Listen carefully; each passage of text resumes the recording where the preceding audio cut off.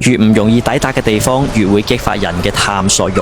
花2000蚊登上一座孤島，沉浸式咁體驗國內首家懸崖海景野車酒店，究竟係咩體驗呢？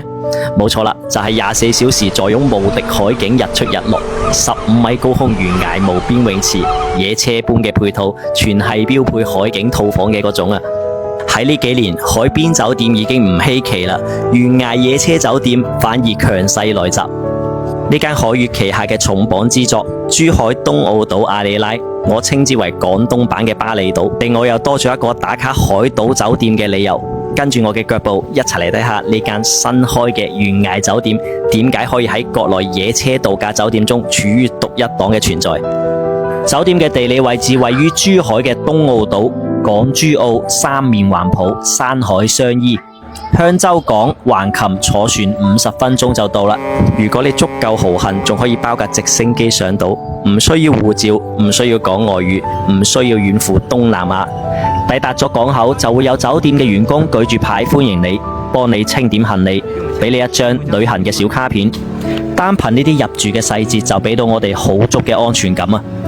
相比於三亞，我覺得東澳島冇過多嘅商業化，反而多咗幾分淳樸，隔住咗與外界嘅紛擾。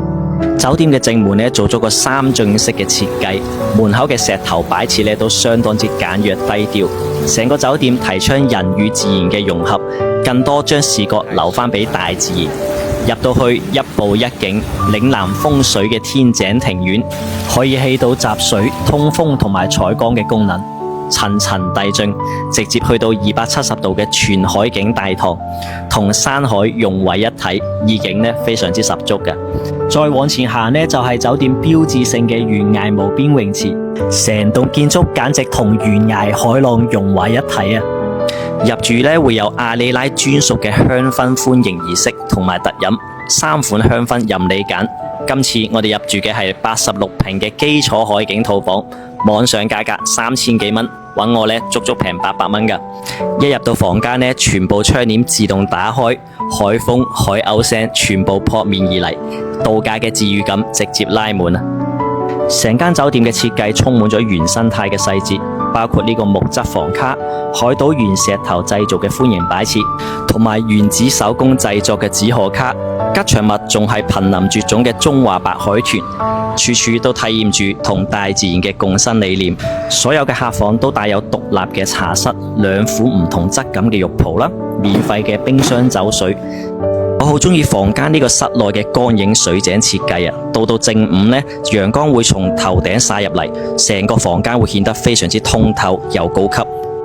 東區呢，仲有一個野車配套咁拉滿嘅懸崖酒吧，山海之間懸崖絕壁，白日驚濤駭浪，夜晚燈火如旋。早餐係自助同單點2種形式嘅，供應到11點半，種類呢都相當之豐富嘅。對住海邊嚟一個醒神嘅早餐，開始你精力滿滿嘅一日啦。